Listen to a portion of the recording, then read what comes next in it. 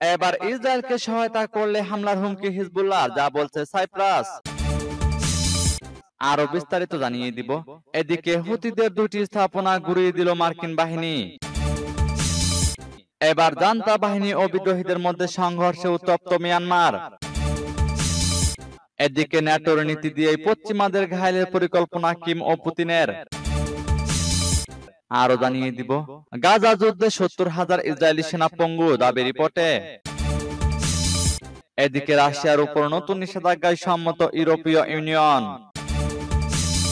হিজবুল্লাহর সঙ্গে ইসরায়েলের উত্তেজনা, যে সতর্ক বার্তা দিল যুক্তরাষ্ট্র। এবং সর্বশেষে জানিয়ে দিব, সেনা ও সরকার মুখোমুখি, বিপদে ইসরায়েল। শুনছিলেন সংবাদ শিরোনাম, এখন বিস্তারিত। তবে তার আগে অনুরোধ থাকবে, এই ভিডিওতে একটি লাইক দিন এবং কমেন্টস করে জানিয়ে দিন আপনি কোন জেলা থেকে বা কোথায় থেকে আমাদের সাথে যুক্ত রয়েছেন। এবং সংবাদের সর্বশেষ গুরুত্বপূর্ণ আপডেট পেতে চ্যানেলটি সাবস্ক্রাইব করে আমাদের সঙ্গেই থাকুন। এবার ইসরায়েলকে সহায়তা করলে হামলার হুমকি হিজবুল্লাহ, যা বলছে সাইপ্রাস। প্রথমবারের মতো ইউরোপের দেশ সাইপ্রাসে হামলার হুমকি দিয়েছেন হিজবুল্লাহর মহাসচিব হাসান নাসরুল্লাহ। তিনি ধারণা করছেন, সর্বাত্মক যুদ্ধ শুরু হলে সাইপ্রাস দখলদার ইসরায়েলি বাহিনীকে তাদের বন্দর ও ঘাঁটি ব্যবহার করতে দিতে পারে। নাসরুল্লাহ এ ব্যাপারে বলেন, লেবাননে হামলা চালানোর জন্য যদি সাইপ্রাসের বন্দর এবং ঘাঁটি ইসরায়েলি শত্রুদের জন্য খুলে দেওয়া হয়, এটির অর্থ হবে সাইপ্রাসের সরকার এই যুদ্ধের অংশ এবং প্রতিরোধ বাহিনী তাদের বিরুদ্ধে যুদ্ধের অংশ হিসেবে কাজ করবে। সাইপ্রাস সরকারের মুখপাত্র বলেছেন, হিজবুল্লাহ প্রধানের দেওয়া বিবৃতি এবং হুমকি বাস্তবতার সাথে সামঞ্জস্যপূর্ণ নয় এবং সাইপ্রাস কখনো সামরিক সংঘাতে জড়িত ছিল না, হবেও না। বুধবার নাসরুল্লাহ লেবানন ও ইসরায়েলি উপকূলের পশ্চিমে পূর্ব ভূমধ্য সাগরে অবস্থিত ইউরোপীয় ইউনিয়ন সদস্য সাইপ্রাসকে সতর্ক করে বলেন, তাদের কাছে তথ্য আছে যে ইসরায়েল সাইপ্রাসের সামরিক মহড়া চালাচ্ছে। সাইপ্রাসের প্রেসিডেন্ট নিকোস ক্রিস্টোডোলাইটস বলেছেন, তার দ্বীপরাষ্ট্র ওই অঞ্চলে কোনো সামরিক অভিযানে কোনোভাবেই জড়িত নয়। বৃহস্পতিবার সাইপ্রাসের মুখপাত্র কনস্টান্টিনোস লেটিমপিউটিস বলেন, লেবাননের সঙ্গে আমাদের সম্পর্ক এখনো চমৎকার। এদিকে লেবানন থেকে আল জাজিরার প্রতিনিধি বলেছেন, হিজবুল্লাহ এখনো সাবধানে এগোচ্ছে। এখনো তারা ইসরায়েলের সাথে সম্পর্কের অলিখিত নিয়ম মেনে চলছে। সংঘাত মূলত সীমান্ত অঞ্চল এবং সামরিক লক্ষ্যবস্তুতে সীমাবদ্ধ। এদিকে হুতিদের দুটি স্থাপনা গুঁড়িয়ে দিল মার্কিন বাহিনী। ইরান সমর্থিত ইয়েমেনে হুতি বিদ্রোহীদের দুটি স্থাপনা ধ্বংস করেছে মার্কিন বাহিনী। সাম্প্রতিক দিনগুলোতে গোষ্ঠীটির ধারাবাহিক জাহাজ হামলার পর মার্কিন সেনাবাহিনী বুধবার এই তথ্য জানিয়েছে। হুতিরা গাজা উপত্যকায় ইসরায়েল হামাস যুদ্ধের সময় ফিলিস্তিনিদের সঙ্গে সংহতি প্রকাশের জন্য ২০২৩ সালের নভেম্বর থেকে লোহিত সাগর ও এডেন উপসাগরে বিভিন্ন জাহাজকে লক্ষ্যবস্তু করে হামলা চালিয়ে আসছে। হুতি বিদ্রোহীদের হামলা চালানোর ক্ষমতা হ্রাস করার লক্ষ্য নিয়ে যুক্তরাষ্ট্র ও ব্রিটেন ইয়েমেনে হামলা চালিয়েছে। তাদের জাহাজে ছোড়া ড্রোন ও ক্ষেপণাস্ত্রকে বাধা দেওয়ার জন্য একটি আন্তর্জাতিক সামরিক প্রচেষ্টাও রয়েছে।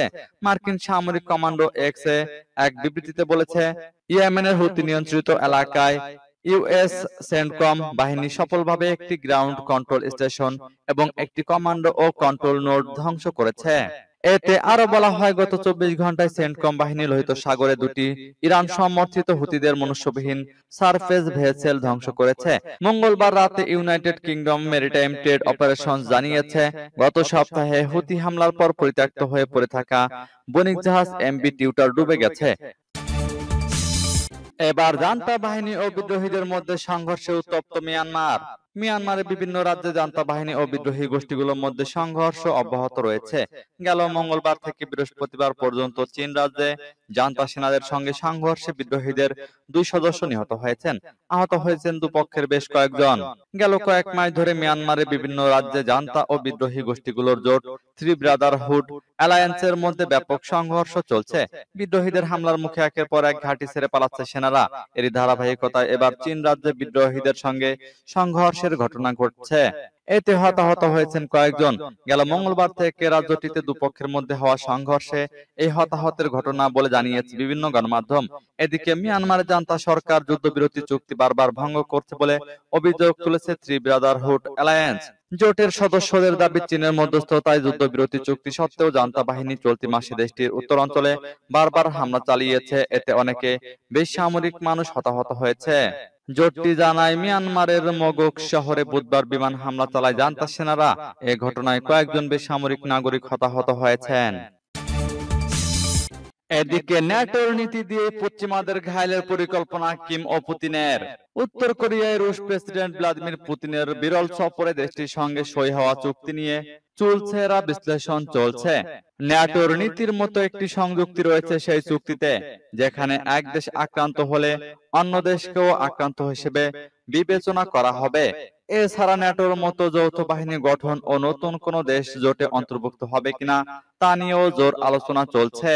এইসব বিষয় নিয়ে একটি বিশ্লেষণ প্রকাশ করেছে মার্কিন গণমাধ্যম সিএনএন।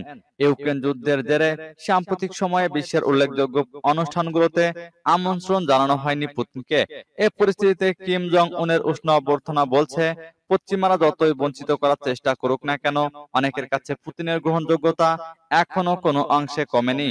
এই সফরে দুই নেতার বিবৃতি ও চুক্তির মধ্য দিয়ে যুক্তরাষ্ট্র ও তার মিত্রদের সাম্রাজ্যবাদী নীতির নিন্দার পাশাপাশি উত্তর কোরিয়ার সঙ্গে রাশিয়ার সম্পর্ক আরো জোরদার হওয়ার আভাস পাওয়া গেছে।